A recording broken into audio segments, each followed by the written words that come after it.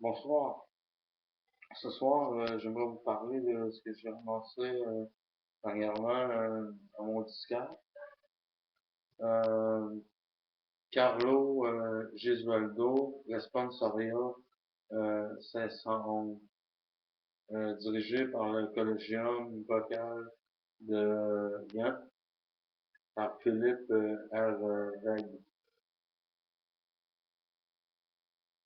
Ensuite, euh, il s'agit bien sûr de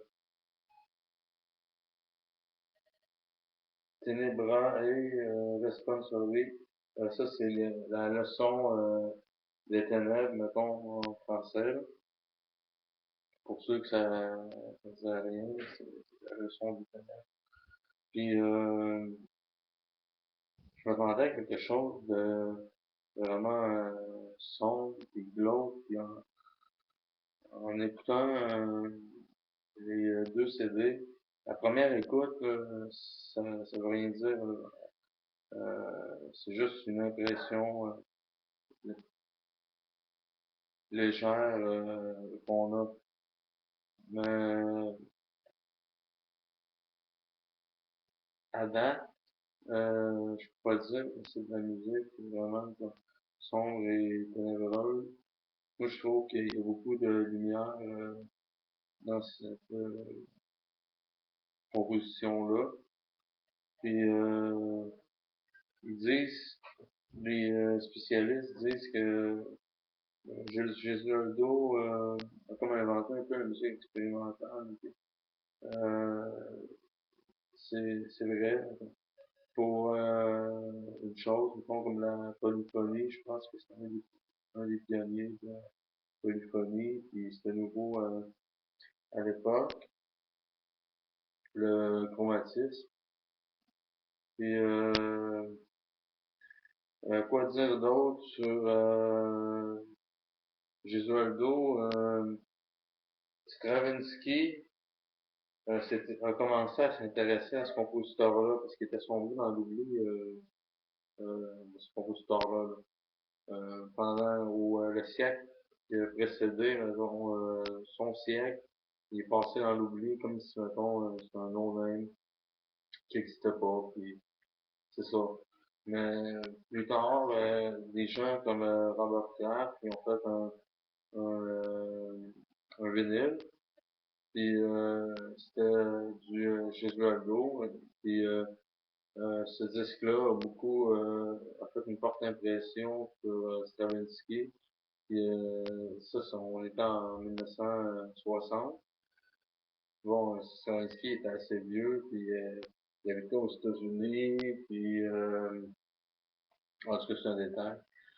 Puis pourquoi je dis ça, mais c'est pas important. Pour en revenir au sujet, euh, c'est ça, c'est deux disques.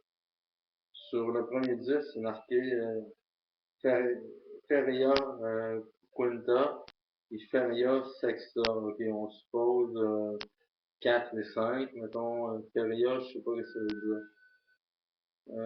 Puis le deuxième CD, c'est Sabato Sancto, Saint Sabbat, je suppose. Benedictus, bénédiction.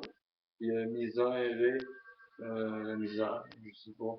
Mais c'est quand même sombre, mettons, les thèmes sont sombres, puis j'ai pas encore lu ce qui se déroule, l'action, ce qui chante, parce que ça, c'est de la musique vocale, je vous avertis tout de suite, ok?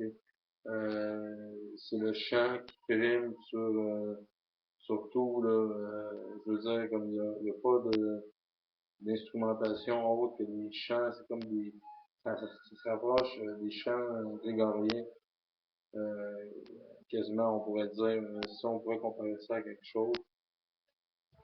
Puis c'est de la musique de la Renaissance, dans le fond. C'est intéressant. J'aurais aimé que ça coûte moins cher, mettons.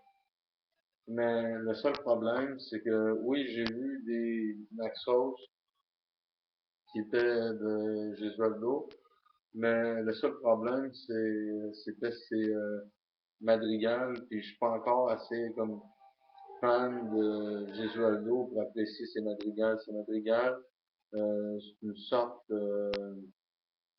de musique dans le classique et je suis pas encore habitué assez à la musique vocale pour entrer dans ces madrigals, mais ça, par exemple, Responsoria, c'est mon genre, c'est mon type de truc, là.